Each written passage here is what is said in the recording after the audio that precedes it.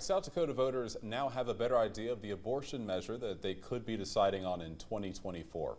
Last week, the Attorney General's office released an explanation on the proposed constitutional amendment. But that version is different from the original, we've learned. State House reporter Austin Goss explains now from the Peer Newsroom. South Dakota voters will likely go to the polls in November of 2024 to determine whether or not abortion should be in the state constitution. But the explanation they will see on the ballot did not come about without scrutiny. Our biggest issue was the fact that it didn't state that this would create a constitutional right to an abortion, which I think is the main thing that the amendment will be doing. So we need to make it very clear that's what it's doing. The original Attorney General's statement, released in early August, said that the amendment would, quote, establish a framework for the regulation of abortion.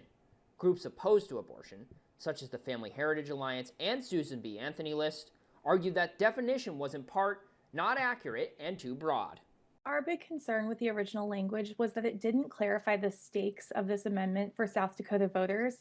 If passed, this amendment would create a right to abortion in the state constitution that has never been there from before South Dakota was even a state. Now, the new explanation from the Attorney General that will be on every ballot states that the amendment will, quote, establish a constitutional right to an abortion and provides a legal framework for the regulation of abortion.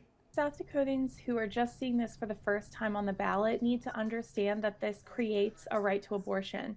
There is no right to abortion in South Dakota. There is no right to abortion in the U.S. Constitution.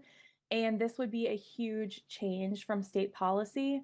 Dakotans for Health, the organization pushing the amendment, says that the change means little to them, and they are satisfied moving forward. Look at some of those comments. A lot of that stuff was very editorial. I would argue quite political, and he didn't accept hardly any of it. So, like I said, was there any material change to what our amendment proposes? And I really don't think there is. Dakotans for Health will still have to collect the necessary number of signatures in order to get the amendment on the ballot in 2024. In Fort Pierre, Austin Goss, Dakota News Now. Now continuing here, in a statement to Dakota News Now, Attorney General Mark Vargo says state law requires him to provide a clear and simple summary of measures. The statement goes on to say, after a review of all the comments received, I believe that the final language I submitted better meets those objectives.